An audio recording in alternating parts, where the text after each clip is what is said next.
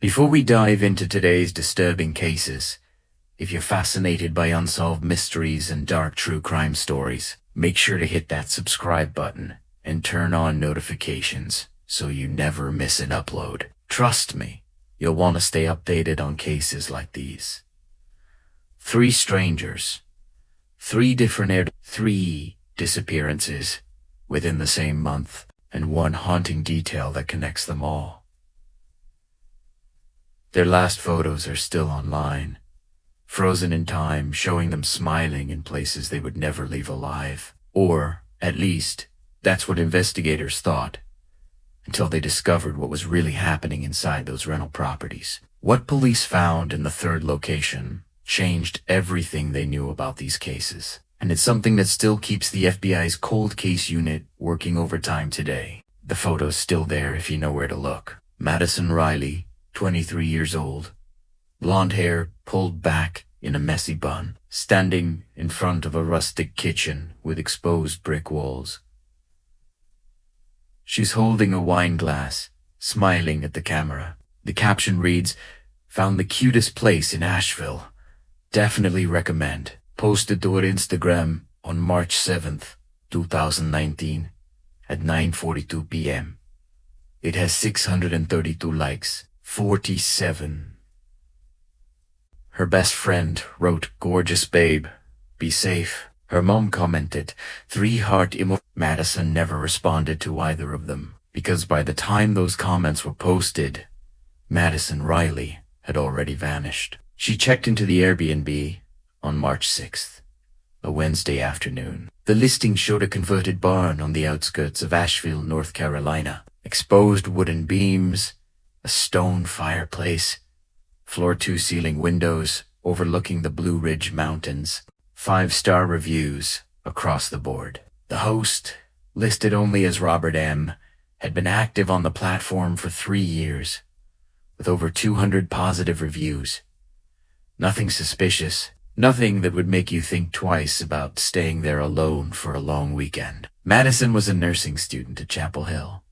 She'd driven 4 hours west for what she called a mental health break before her final exams. She texted her roommate when she arrived, sent her the address, even FaceTimed her from the living room showing off the view. Everything seemed perfect. She posted that Instagram photo at 9:42 p.m. At 10:15, she sent a Snapchat video to a group chat, showing herself pouring another glass of wine, laughing about how she was living her best life. The video was only visible for 24 hours before it disappeared, but 3 of her friends screenshotted it. In the background of that video, you can see something that police didn't notice until much later, a shadow moving past the window. Just for a second. Madison didn't seem to notice it at all. Her roommate expected her back on Sunday. When Madison didn't show up and wasn't answering texts or calls, she filed a missing persons report Monday morning. Police went to the Airbnb that afternoon. The door was unlocked. Madison's car was still in the driveway. Her suitcase was open on the bed, clothes neatly folded. Her phone charger was plugged into the wall. Her laptop was on the kitchen counter, still open to Netflix, paused halfway through an episode of a baking show. The wine glass from her Instagram photo was in the sink, rinsed clean. But Madison was gone. Here's what made it weird. Her phone, wallet, and car keys were missing. Police initially thought maybe she'd gone for a hike and gotten lost in the mountains. Search parties combed the area for 5 days. They found nothing. No trace of her on any trail. No evidence she'd ever left the property on foot. Her phone's last known location pinged from the Airbnb at 11:07 p.m. on March 7th, and then it went dark, completely off the grid. The host, Robert Morrison, was cooperative. Almost too cooperative. He lived 3 hours away in Charlotte and said he managed the property remotely. He had an alibi for the entire week, confirmed by his employer and security footage from his apartment building. He seemed genuinely shocked that a guest had disappeared. He gave police access to everything: the booking records, messages between him and Madison, security camera footage from the exterior of the property. But here's the thing. The outdoor cameras had mysteriously malfunctioned the night Madison disappeared. According to the digital logs, they went offline at 8:36 p.m. and didn't come back online until 3:14 a.m. Robert said it happened sometimes when storms rolled through the mountains. There'd been light rain that night. It seemed plausible. Investigators interviewed the previous guests who'd stayed at the property. Everyone said the same thing. Beautiful place. Quiet. Peaceful. Nothing strange. But when they dug deeper into the booking records, they noticed something odd. In the 3 years Robert had been hosting, there had been 11 cancellations where guests had checked in but left within hours, requesting full refunds. When police tracked down those guests, most of them had similar stories. They felt uncomfortable. They heard strange noises in the night. One woman said she woke up at 3 a.m., convinced someone was in the house with her, even though the doors were locked. Another couple said they left because they kept seeing someone watching the house from the woods. Robert had refunded all of them without question. No arguments.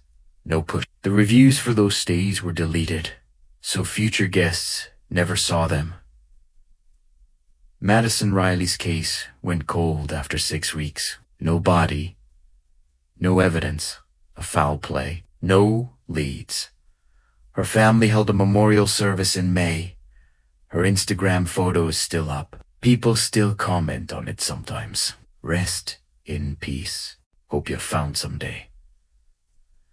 The wine glass, frozen in her hand forever. If you're enjoying this deep dive into these disturbing unsolved cases, do me a huge favor and hit that like button right now. It really helps the algorithm push this content to more true crime fans like yourself. And stick around, because the second case gets even more bizarre than the first. 39 days after Madison Riley disappeared, another Airbnb guest vanished, this time in Sedona, Arizona. Tyler Chun, 28 years old, a software engineer from San Francisco. He'd booked a solo trip to Sedona for a week of hiking and photography. The Airbnb was a modern glass and steel structure built into the red rocks. Floor-to-ceiling windows, infinity pool, the kind of place that costs $400 a night. Tyler checked in on April 5th. He posted a photo to his Facebook page that evening. He's standing on the deck at sunset, the red rocks glowing behind him. The caption reads, "Sometimes you need to disappear to find yourself." The irony of that caption still haunts investigators. Tyler was meticulous. He had a routine. He texted his boyfriend every morning at 7 a.m. without fail. They'd been together for 4 years. On April 16th, the text came through. "Good morning, babe. About to hit the trails. Love you." At 7:03 a.m., that was the last anyone heard from him. When he didn't text the next morning, his boyfriend called. No answer.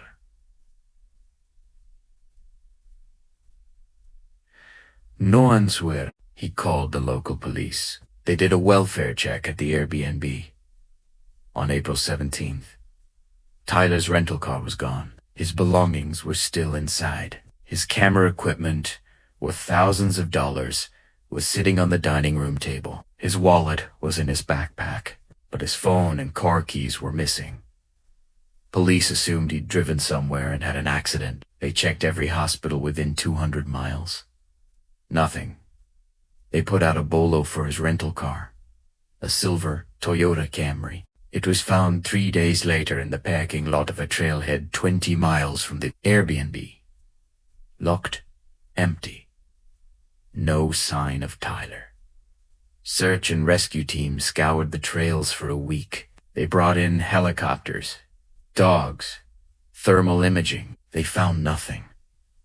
It was like he'd evaporated. The host of the Sedona property was a woman named Elena Vasquez. She lived in Phoenix and managed 5 different Airbnb properties across Arizona. She'd been hosting for 4 years with stellar reviews. When police interviewed her, She was polished, professional, concerned in all the right ways. She said she'd never met Tyler in person.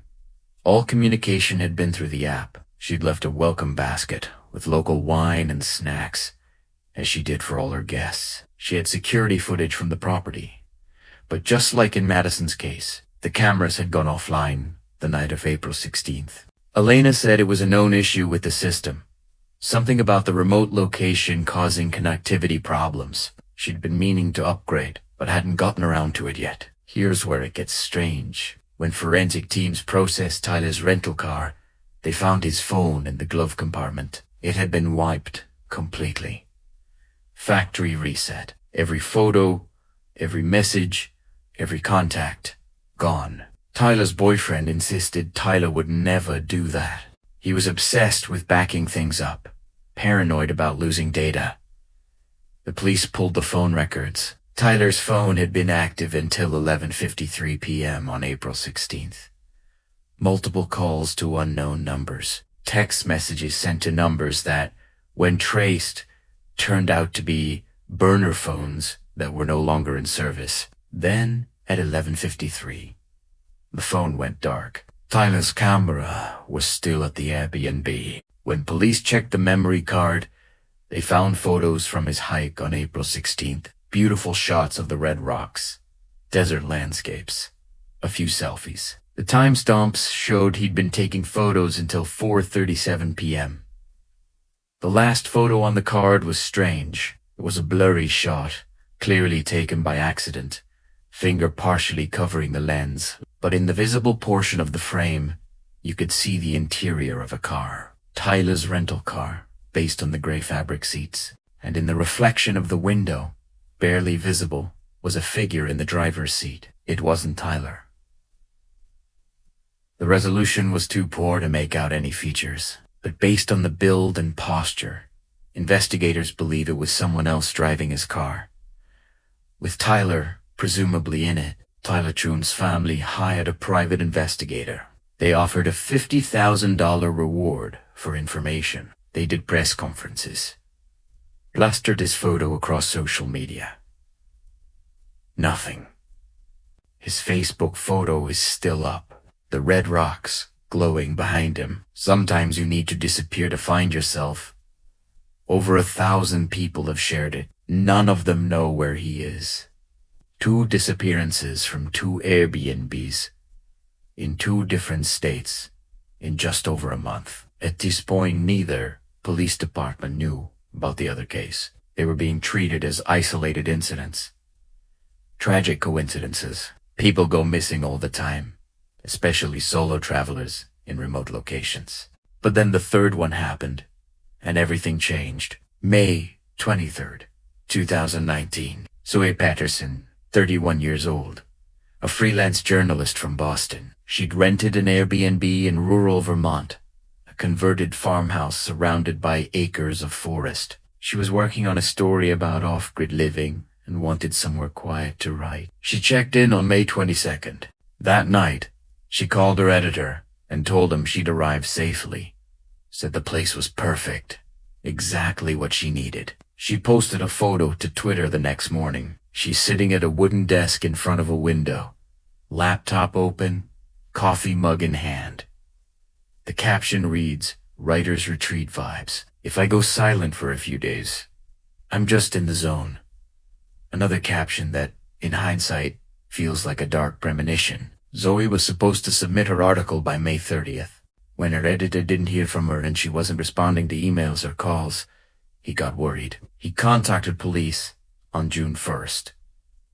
They went to the Airbnb that afternoon. The front door was locked. They had to get the host to provide the entry code. Inside, they found Zoe's laptop on the desk, exactly where it appeared in her Twitter photo. It was still plugged in, battery full. Her phone was on the nightstand in the bedroom, plugged into the charger. But the phone was locked, and without Zoe's passcode they couldn't access it.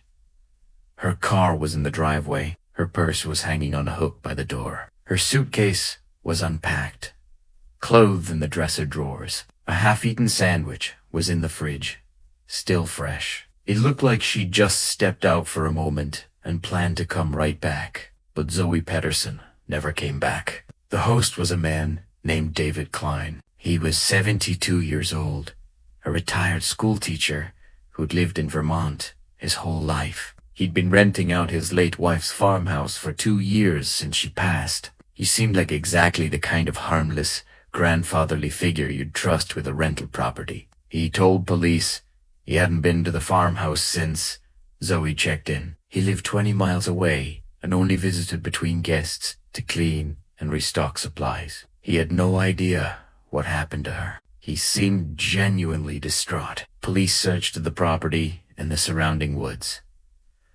They brought in cadaver dogs. They drained the old well on the property. They found nothing. No evidence of a struggle. No blood.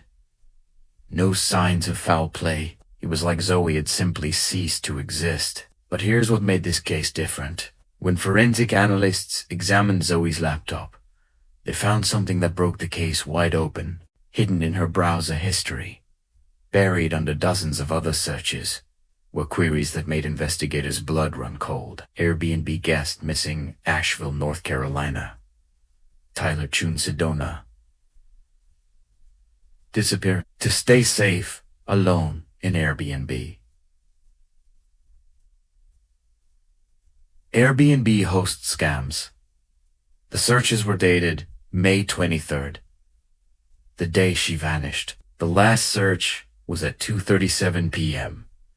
Zoe had been researching Madison, Riley, and Tyler Chun. She knew about the other disappearances, and she was clearly worried about her own safety. But why? What had she discovered? What made her start searching for those other cases? Investigators found a document on her laptop titled Story Notes.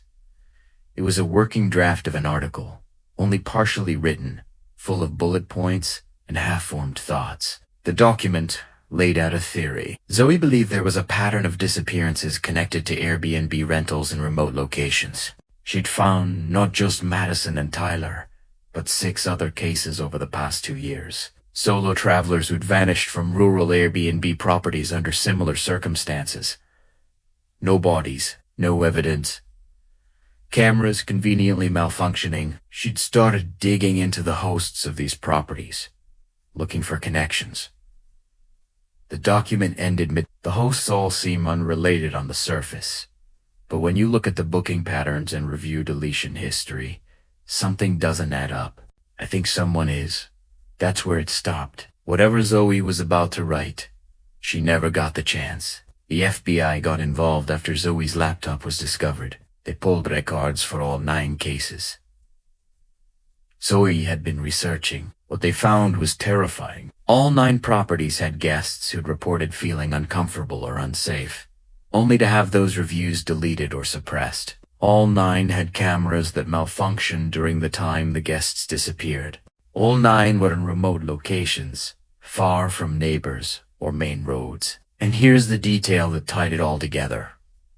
All 9 properties had been booked through a specific third-party service that helped manage Airbnb listings, a company called Secure Stay Solutions. Secure Stay Solutions was a property management company that handled everything. For Airbnb hosts who didn't want to deal with the day-to-day operations, they managed bookings, handled customer service, coordinated cleanings, even installed and monitored security systems. They had access to every property. They managed day-out keys. They had alarm codes. They had the ability to remotely disable security cameras. And they had a database of every guest's personal information.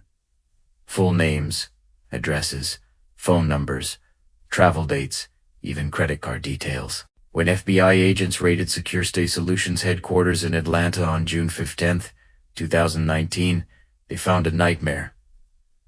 The company was a front. Only 3 people actually worked there.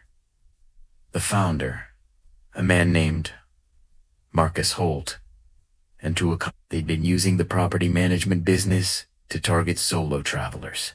They'd identify guests who were traveling alone to remote properties, guests who fit a certain profile. Young, tech-savvy, likely to post on social media, but not likely to be immediately missed. They'd wait until the guests arrived. then disable the cameras remotely. What happened next? Investigators are still piecing together. Marcus Holt was arrested on June 16th. He refused to speak without a lawyer and hasn't said a word since. His two accomplices both took plea deals in exchange for testimony, but their stories were vague and contradictory. What's clear is this: they weren't killing these guests, at least not right away. They were trafficking them, selling them to buyers overseas. Sophisticated operations involving false identities, fake documents, and a network of safe houses across the country. The guests would be drugged, transported, and moved through a pipeline that eventually led out of the United States. By the time families reported them missing, they were already gone. As of today, none of the 9 missing guests have been found. Not Madison Riley, not Tyler Chun, not Zoe Patterson, not any of the others. The FBI believes they're still alive, somewhere. But the trail went cold after Marcus Holt's arrest. His network collapsed, his contacts vanished, and the buyers went underground. Interpol has open investigations in 14 countries, but so far, nothing. Zoe's Twitter photo is still up. Her sitting at that desk, laptop open, coffee in hand. Reuters, retreat vibes. If I go silent for a few days, I'm just in the zone. Over 10,000 people have retweeted it. None of them know where she is. Madison's Instagram post is still getting comments. Tyler's Facebook photo still gets shared. They're frozen in those last moments, smiling, safe, unaware of what was about to happen. Airbnb implemented new safety protocols. After the case broke, verified ID requirements, stricter host vetting, mandatory functioning security cameras. But the damage was done. 9 people, maybe more, vanished without a trace. Somewhere out there, those last selfies are still online.